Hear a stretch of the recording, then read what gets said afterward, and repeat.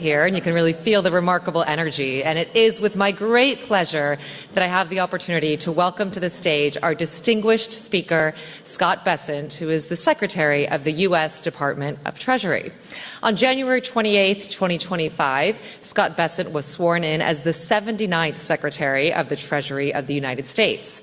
As Secretary, Mr. Bessent is responsible for the U.S. Treasury's wide-ranging mission to maintain a strong economy, foster economic growth, and create job opportunities for all Americans by promoting the conditions that enable prosperity at home and abroad, as well as managing the U.S. government's finances.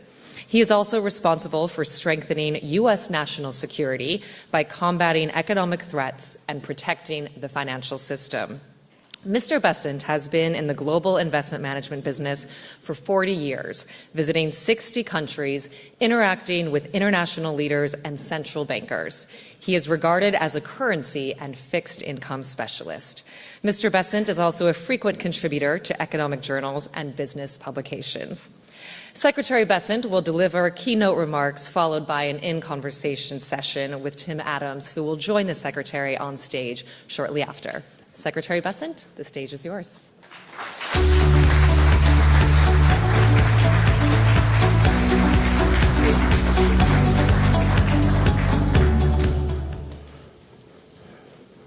Good, and thank you.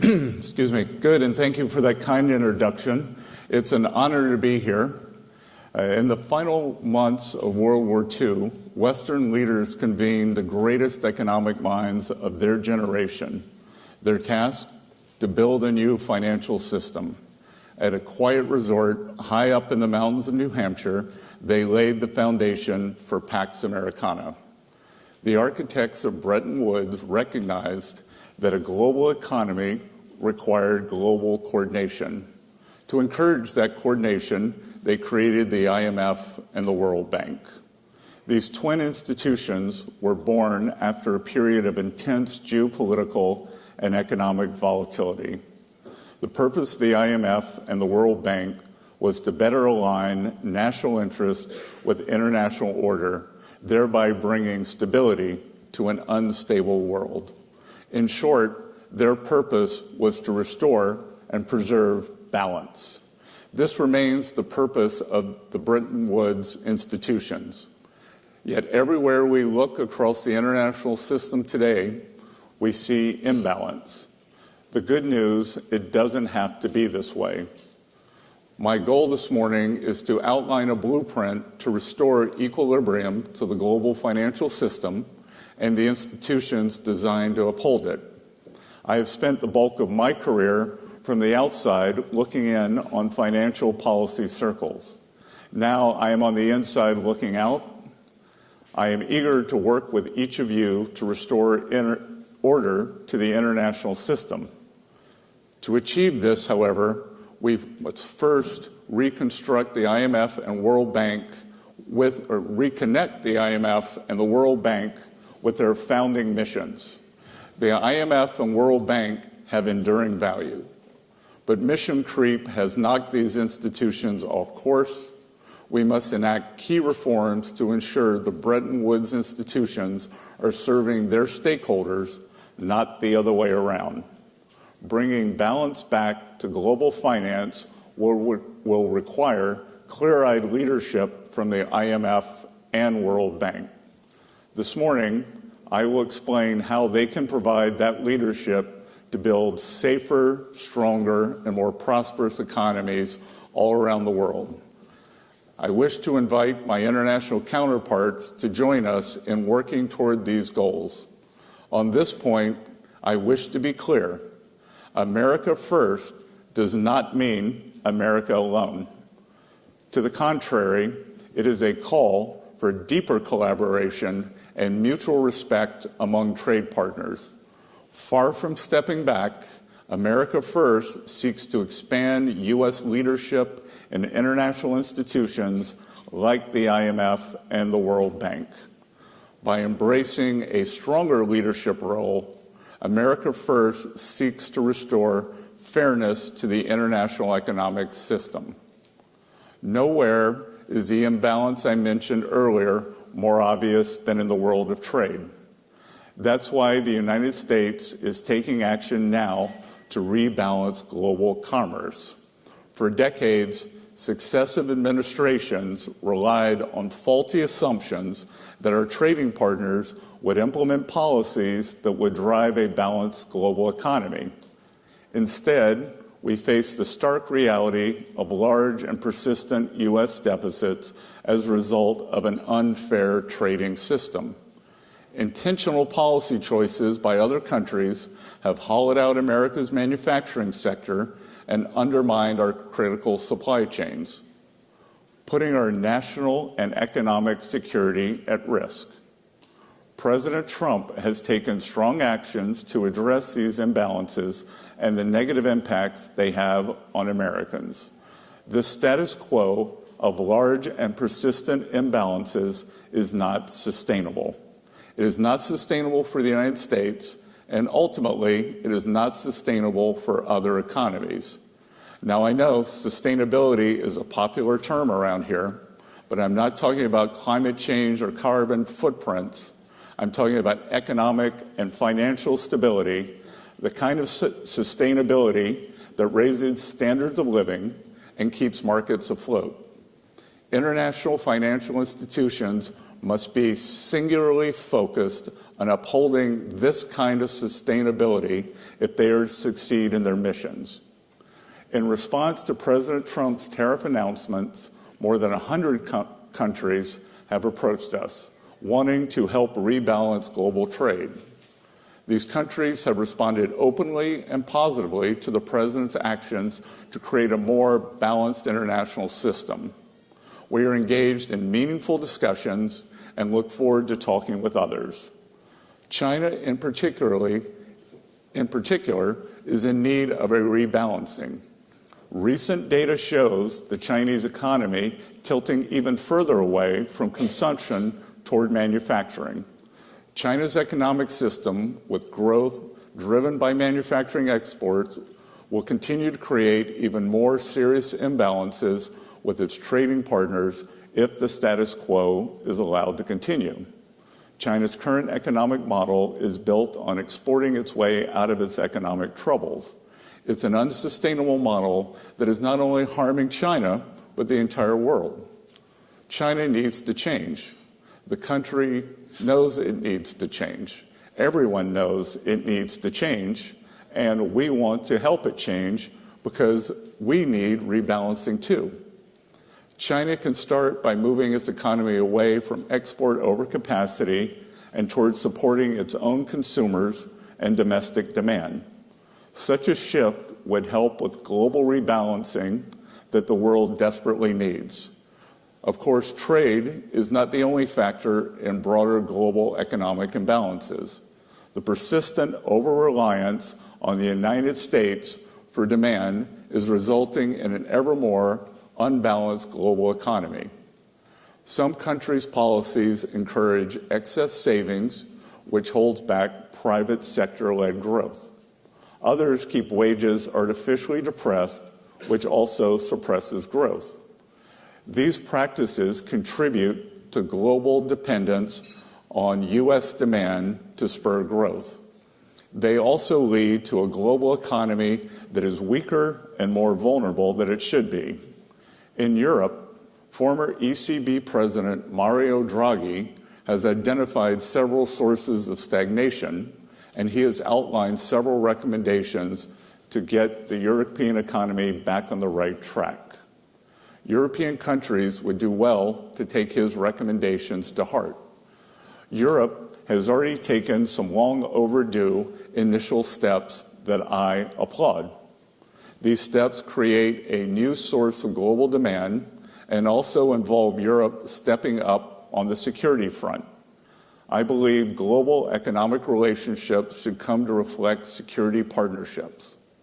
Security partners are more likely to have compatible economies structured for mutually beneficial trade.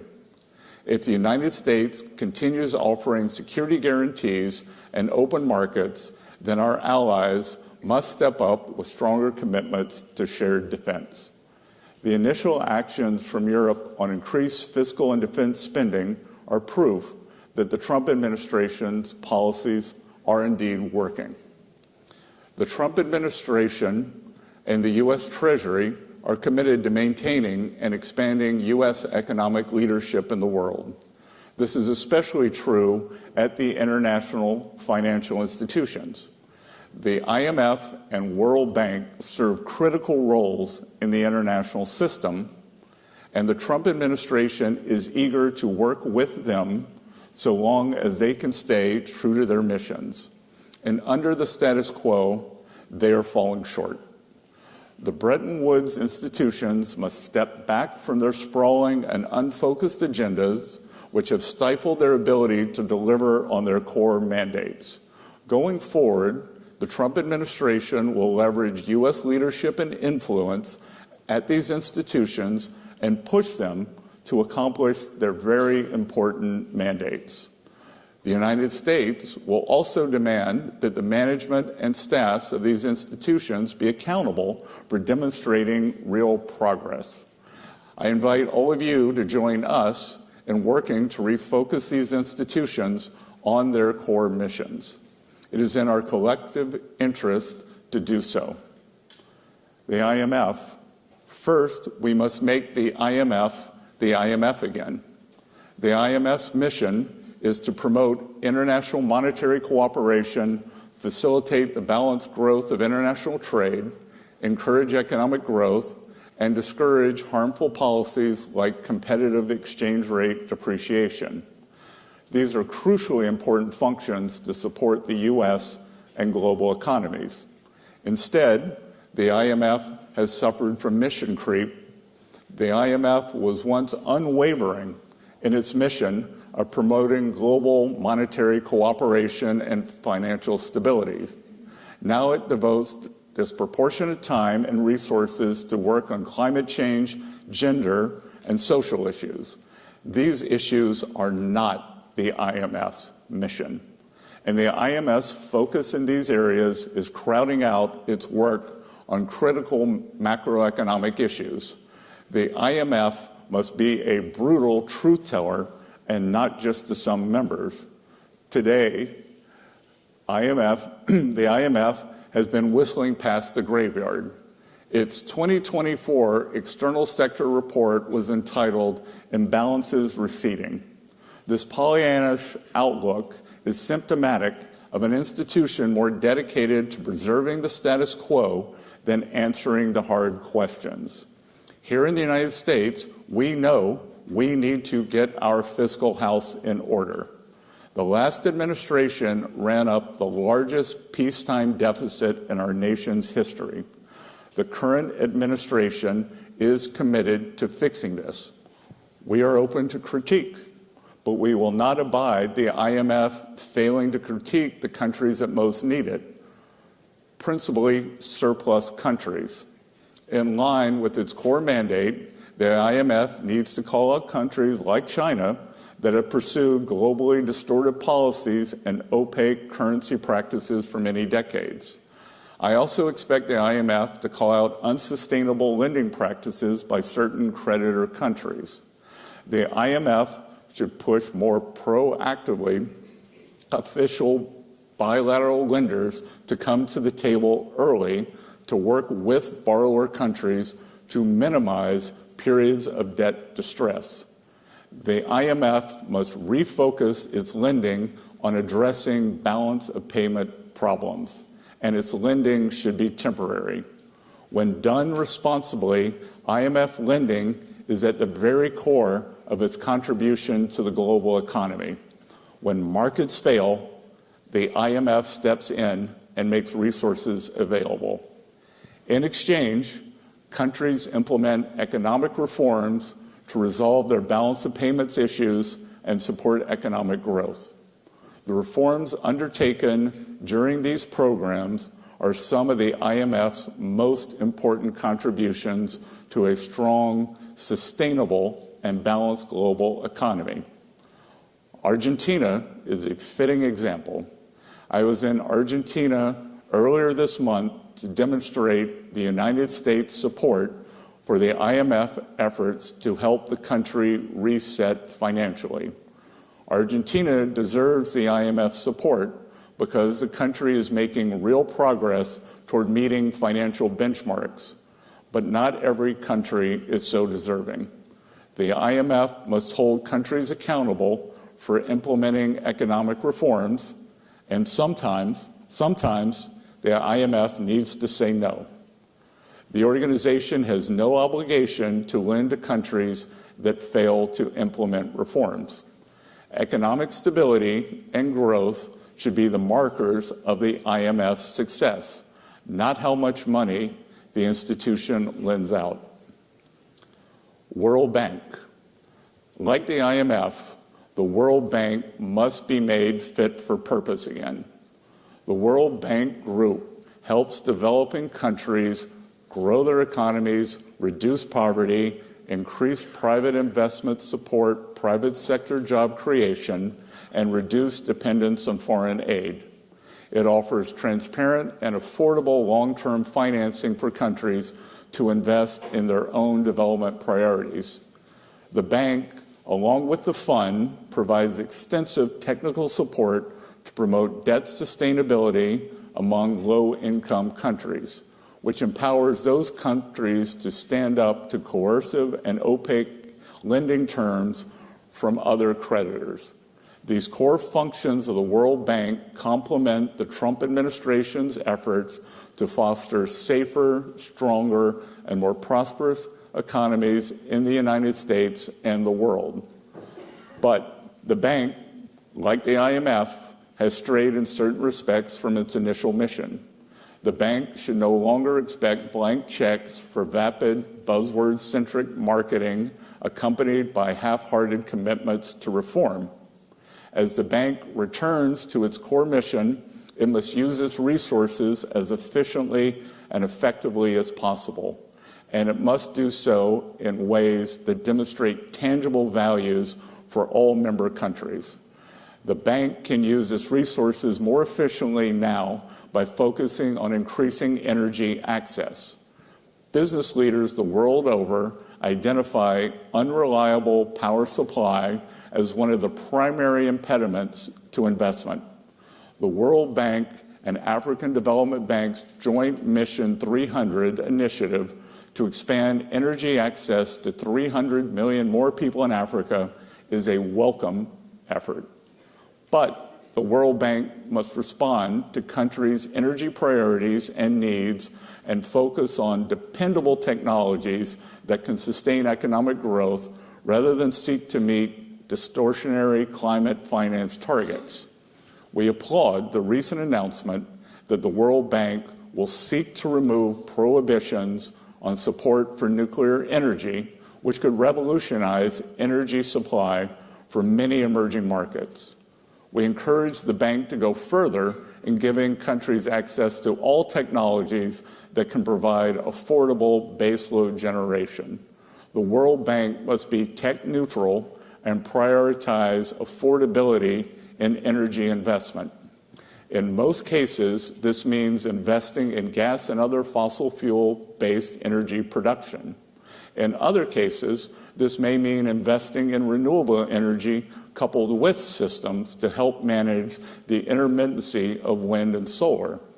The history of humanity teaches a simple lesson. Energy abundance sparks economic abundance. That's why the bank should encourage an all-of-the-above approach to energy development.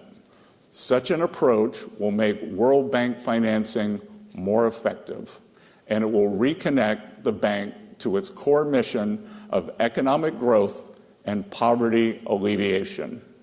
In addition to increasing energy access, the World Bank can use its resources more effectively by starting to apply its graduation policy.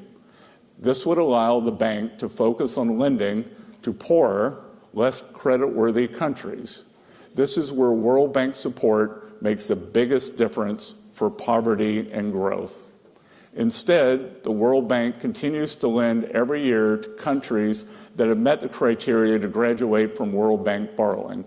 There is no justification for this continued lending. It siphons off resources from higher priorities and crowds out the development of private markets. It also disincentivizes countries' efforts to move away from dependency on the World Bank and toward job-rich, private sector-led growth. Going forward, the bank must set firm graduation timelines for countries that have long since met the graduation criteria. Treating China, the second largest country in the world, as a developing country is absurd. While it has been at the expense of many Western markets, China's rise has been rapid and impressive.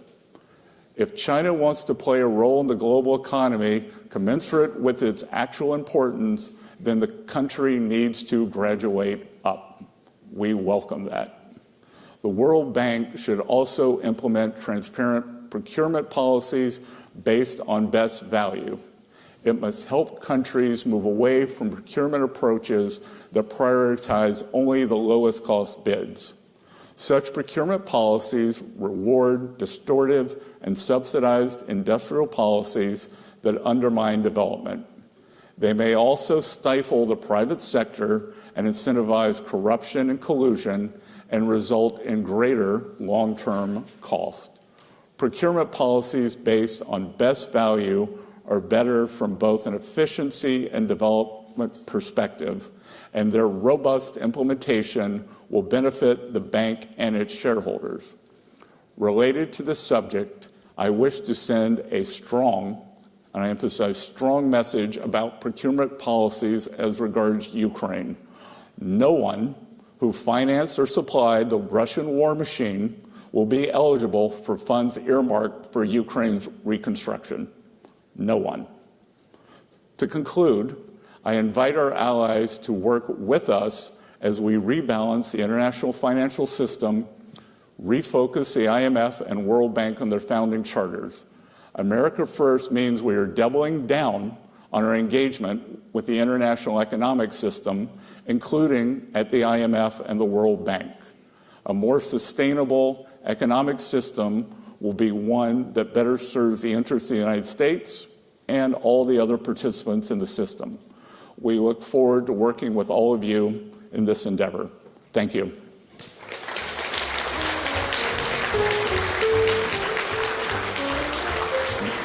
Good job. Thank you. Mr. Secretary, thank you for joining us here today, and thank all of you for coming here today.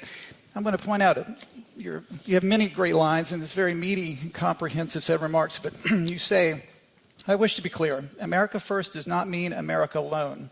To the contrary, far from stepping back, you seek to expand U.S. leadership in international institutions like the IMF World Bank. I must say there's a collective sigh of relief across this town right now, because the concern coming into this week is that you were going to do exactly what you said you're not going to do, which is the U.S. would withdraw, but you want to lead. What you're asking for is simply getting back to factory settings, right? Focused approach, and deal with the issues that you see are most paramount, correct? Correct. As I said in my confirmation hearings, I think U.S. engagement with the international financial and multilateral institutions, we should engage and we should be in it to win it for the American people and for the rest of the countries and for the client countries. 20 years ago, a senior U.S. Treasury official gave a speech very similar to this, calling on the IMF and said the IMF was asleep at the wheel and dealing with imbalances. Hank Paulson started the Strategic Economic Dialogue with the Chinese. Every Treasury Secretary since then have had an approach. So how will you do this differently, and how do you think that you'll proceed in this approach? What is your philosophy? What is your tools, and how will you execute on this? Well, look, I think that our move toward reordering the financial or trading system is a start. I think that today, as I reaffirm our engagement, but set up a list of core principles and back to basics for the institutions, and again, being from the private sector, we want to see results, and we want to see timelines that, as you and I were talking about backstage, global rebalancing has been a topic for more than 20 years. Long time. And it's some countries may have a 100-year perspective. We don't. Right. China obviously is an important part of this administration's forum in economic policy. You'll be meeting with your Chinese counterparts. What will you tell them in the sense of how they obviously are aware that there's huge imbalances, their manufacturing capacity is enormous, especially in things like automobiles. How will you help them understand that it's not just about talking, it's about executing? Well, I don't think I have to help them understand. I think they understand very well. And it's just a matter of impetus and will. So I believe I first went to Japan in 1990, 91, within 12 months of the peak of the bubble. A decade of that unwind, a decade of malaise. And then in 2012, I ran across a fellow, 2011, who was running for prime minister named Shinzo Abe, and he knew that Japan needed change and implemented it very quickly. 10 years later, more than 10 years later, Japan has had a remarkable economic run, and I think that our Chinese counterparts that will come to this realization, and if some of our policies, sometimes it takes an external push. Right. Alternatively, what I have said previously, there is an opportunity for a big deal here, that the U.S. is looking to rebalance to more manufacturing. The identity of that would be less consumption. If China is serious on less dependence on export-led manufacturing growth and a rebalancing toward a domestic economy, I think they use the term dual circulation. Right. Well, right now it's really singular circulation. And if they want to rebalance, let's do it together. This is an incredible opportunity. And I think if Bridgewater founder Ray Dalio were to write something, he could call it a beautiful rebalancing. Indeed. But a big part of that will also be our own fiscal imbalance. And as you mentioned, we're running deficit 6% of GDP at the top of the cycle. Not sustainable, as you yourself have pointed out. How important is it to also address our fiscal imbalance as part of this larger rebalancing? Well, it's very important that I think most people in this room are trained economists, and everyone knows that a trade deficit emanates from three things. External trade policies, which we are intent on addressing, and the external trade policies can be tariffs, non-tariff barriers, currency manipulation, and the state subsidy of labor and means of production. Mm-hmm. So terms of trade or trade regulation is one. Two is our budget deficit. So the larger our deficit, the more it creates a demand suck, also pushes up the interest rates. And then three, the level of the dollar. The U.S., we continue to have a strong dollar policy, and the dollar will adjust based on markets. Everyone asks me, well, what does a strong dollar mean? And to me, the strong dollar means having the policies in place to deserve capital flows and have confidence. But it doesn't mean that the price on the Bloomberg screen every day. And it also has different meanings in terms of bilateral the prices. So it's really three-pronged. But Tim, to your question, I have talked about we did not get here quickly with the spending. The U.S. does not have a revenue problem. We have a spending problem. And I have suggested when I first met President Trump to talk about joining his campaign 2 years ago, that we need to get back to a long-term sustainable budget deficit of something with a 3 in front of it, which works. We have 2% nominal growth or 2% inflation, projected 1.8% growth, which I think could be much higher if we implement our economic policies. You reaffirmed the strong dollar policy first articulated by Bob Rubin. Valerie Giscard d'Estaing in the 1960s talked about the U.S. exorbitant privilege of the dollar. There are some in this town who question that privilege and actually see it as a burden. Do you see it as a privilege? That the U.S. sits at the center of the global economy is enabled by the use of dollars, and that it's natural that the usage would come down over time. And I think that the U.S. will always, for my lifetime, be the reserve currency. I actually am not sure that anyone else wants it. I can't remember. One of the European officials said today, maybe it was Mr. de Guindos, I can't remember, said, oh, well, the euro could become a second reserve currency. We've just had a substantial appreciation in the euro.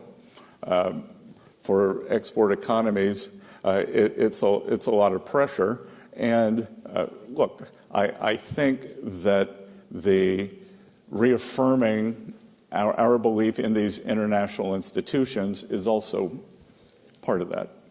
You mentioned the euro. You mentioned in your comments Mario Draghi's report from last year. There was the letter report. Before that, I've been spending a lot of time in Europe. There does seem to be a much more buoyant atmosphere in Europe. They see this as an opportunity for them.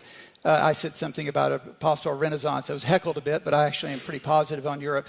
Do you think this is an opportunity to shift some of that demand? The world has relied on U.S. final demand to shift some of that demand for Europe. Is this a positive time for Europe? Look, I think it can be. And it wasn't in a straight line. It wasn't always the way a trained diplomat would have done. But I think we should all congratulate President Trump. He has done what a succession of European leaders have tried to do for the past 26 years, since the advent of the euro, that whether it's the French, the Italians, other European countries have tried to get Germany to increase their fiscal spend and drive the European economy. And that I applaud these nascent efforts, because it's a combination. It's a combination of economic stimulus, and it is a combination of burden sharing on the European continent for defense. And as I said many times before, economic security is national security is economic security. So if this European plan works, that I applaud it. I had a private meeting with the Spanish finance minister last week, 2 weeks ago, and he said, you're going to be pleasantly surprised with where we go on military spending, and that this 2% number today, he was right. Yeah. So you're already taking on these tasks. You have China, more consumption, less investment, deal with their manufacturing excess capacity. Europe's a great opportunity. The U.S. rebalancing here, including on fiscal. So what do you want the IMF to do? What would you like to hear from Kristalina over the next couple of days, or the board, in the new direction, again, back to factory settings direction? What do you want to hear from them? Well, again, I think it's just been mission creep. Yeah. And just occasionally you have to trim your garden when the weeds grow. And I think that it's back to basics. What are our priorities, and how are we going to judge success? And the World Bank, you discussed about graduating the medium-sized countries that should have graduated some time ago. That changes the commercial model of the World Bank, but obviously you think that's important, that they need to be graduated. Yes. Yeah. I mean, it's just, as President Trump says, it's common sense that that you can't have the second largest economy in the world. And it's as I said in my speech, I applaud their rapid growth, but you don't get both. I have a teenager who sometimes wants to be treated like a child, sometimes wants to be treated like an adult. And I got one of those too. Yeah. And it's an adult economy. You mentioned energy, specifically nuclear, during the campaign, and since you've become secretary, you've talked about energy production is one of your important legs. The U.S. produces about 13 million barrels of oil a day, the largest producer in the world. What more do we need to do here, and how can the World Bank, what do they need to do more to encourage fossil fuels as well as nuclear, and I assume all the above? Yeah, look, the sine qua non for economic growth is energy abundance. And we need to drive the right combination of the crawl, walk, run for these countries in terms of sustainable production. But by sustainable, I mean robust and baseload, right. Not what I would call almost a luxury belief that we have in the West. Like they are worried about pumping water. They are worried about heating their homes, running their hospitals. And we've seen that the intermittency doesn't work. Even kind of in middle developed countries, maybe like South Africa, that seems to have rolling blackouts. Right. So that's not a model. We want to have a model of strong baseload and then bolting on the alternative production, as opposed to beginning with alternative production and then having this latency or intermittency that makes it impossible to industrialize. In the final minute or two, let me just turn to financial intermediation. There's a famous adage that capitalism without capital is just another ism. The institutions you see here are important intermediaries, both in the capital markets and in other forms of financial intermediation. What is your vision, especially for the U.S., in terms of financial regulation? What do you want the industry to look like? Obviously, the capital markets, the U.S. is a crown jewel of this economy. How should we encourage that not only here, but abroad? Well, I think that I've been getting a lot of questions on private credit, and I think that private credit is an interesting addition to the U.S. mosaic, and it is the depth and breadth of our capital and credit markets that powers the U.S. economy, and it's the innovation there. I think that private credit's a very new and interesting part, but it is happening outside of the regulated ecosystem. Right. And I always like to say, I'm not an economist, I'm an economic historian, and I think that is a distortion of the system, and it tells me that the post-2008 regulatory corset is too tight on the regulated institutions, and we want to deregulate them or make them more able to provide the opportunity to lend to the American economy and perhaps into the international economy in a smart, safe, and sound way. As we've seen, the history of financial crises is a overreaction on one side, and I think that we had a regulatory overreaction. I convened something in the U.S. called FSOC, the Financial Stability Oversight Council, which convenes the regulators, and I think through partnership with the three U.S. banking regulators, Federal Reserve, Controller of the Currency, and the FDIC, we can come up with a system that makes the regulated financial system prosper again.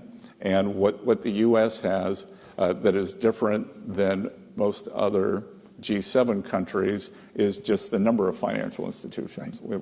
We don't have 5 big banks, 3 big banks. And in the U.S., the community and small banks, which are provides 70% of agricultural lending, right. 40% of small business lending, 40% of real estate lending. And in the U.S., we've had this incredible boom on Wall Street. I think Wall Street can continue doing well. But I think it's Main Street's turn to share in the prosperity. And I think it was the pullback by the small banks, the post the GFC, that's kind of created this stagnation on Main Street. And we're determined to fix that. Mr. Secretary, I always say Treasury is the sober voice of reason. What we've heard today from you is a sober voice of reason. We wish you all the best. Ladies and gentlemen, a round of applause for Treasury Secretary. Thank you.